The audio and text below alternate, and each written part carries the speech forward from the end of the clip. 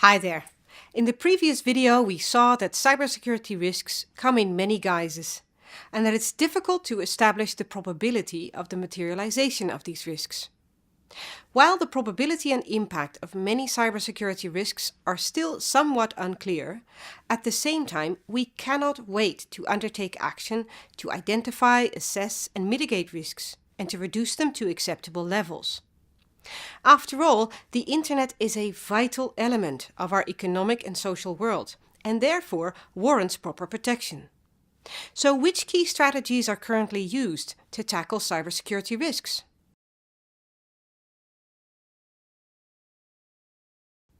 An obvious first answer is technical interventions. Many cybersecurity risks are the result of weaknesses in software and hardware that may be exploited intentionally to create harm or may accidentally lead to faults and errors. Finding these weaknesses and patching them is a key area of focus to increase cybersecurity. We're all familiar with updates for the software of our phones and computers. Oftentimes, these updates include security patches that fix recently discovered vulnerabilities. A second category of strategies that is used to tackle cybersecurity risks is that of organizational interventions. Not all cybersecurity risks have a technical cause. Technologies are used by human beings, and these human beings may intentionally or accidentally cause cybersecurity harms as well. So a lot of cybersecurity interventions focus on the human side of things. This is especially visible within organizations.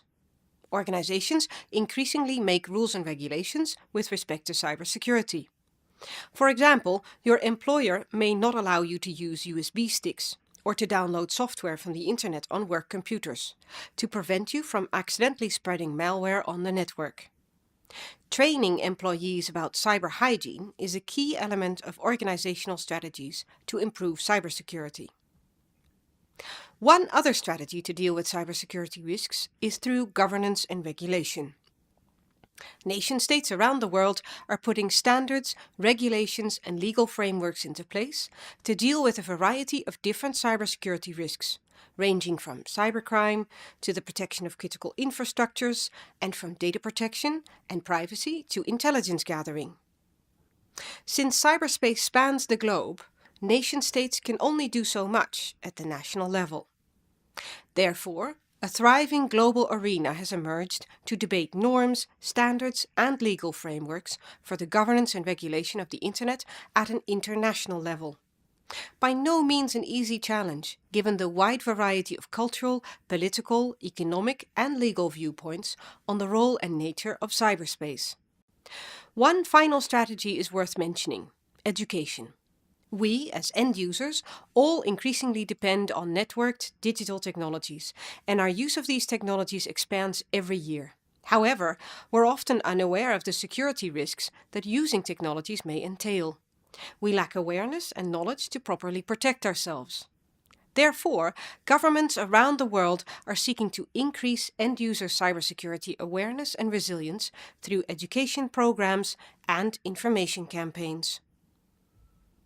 So, we've seen that cybersecurity risks are currently addressed in different ways. First, through technical interventions. Second, through organizational change. Third, through governance and regulation, both nationally and internationally. And fourth, through education. Which strategy is chosen, of course, depends on the risk we're seeking to address.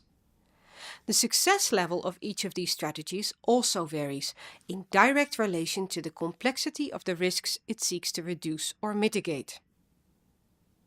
Technical interventions are effective in the sense that they solve immediate problems by coding them away.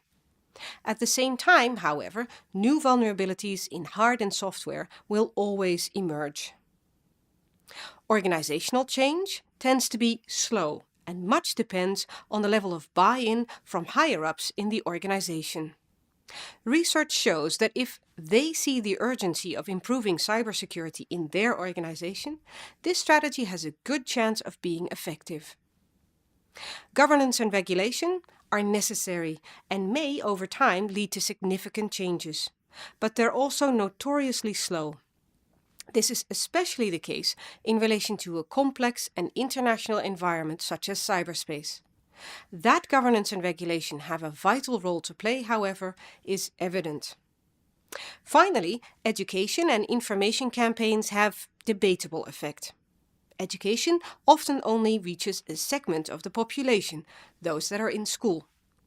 Information campaigns are most effective for singular, straightforward key messages, such as "don't drink and drive." But cybersecurity risks often cannot be grasped in such simple terms, and there are too many of them to effectively tackle them through information campaigns. Despite these criticisms, education and information campaigns are for now the only thing we have to increase end users' awareness and resilience. We shall have to make do with them until we come up with better strategies.